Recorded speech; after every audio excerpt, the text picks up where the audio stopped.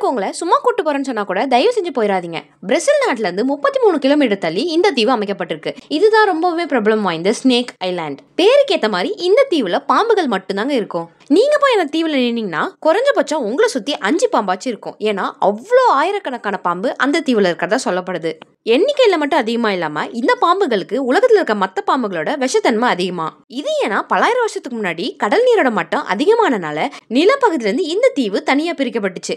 அப்ப மாட்டின பாம்புகள்லாம் அங்கேயே இருந்துச்சு. இந்த உலகத்திலே ரொம்ப விஷம் வாய்ந்த கோல்டன் லேண்ட்சைட் அப்படின்ற பாம்பும் அங்கதான் அதிகமா இருக்கிறதா சொல்லப்படுது. அதுங்களோட விஷம் நம்மளோட தோல்ல பட்டாலே நம்ம தோலையே உருக்குற அளவுக்கு வீரியமா இருக்குமாங்க. இதனாலேயே பிரேசில் கவர்மெண்ட் அங்க யாரும் போக கூடாதுன்னு தடை விதிச்சிருக்காங்க. ஆனா இந்த தீவுக்கு போகணும்னு நிறைய பேர் ஆசைப்படுவாங்க. ஏன்னா அந்த பாம்போட விலை மதிப்பு மட்டுமே லட்சக்கணக்கில் போகுமா. உங்களை யாராச்சும் நான் அந்த தீவு கொண்டு கூட்டு போறேன்னு சொன்னா நீங்க போவீங்களா போக மாட்டீங்களான்னு கமெண்ட்ல சொல்லிட்டு உங்களுக்கு பாம்பு பிடிக்கணும் ஒரு லைக்கை போட்டு சேனலை சப்ஸ்கிரைப் பண்ணிட்டு போங்க. பாய்.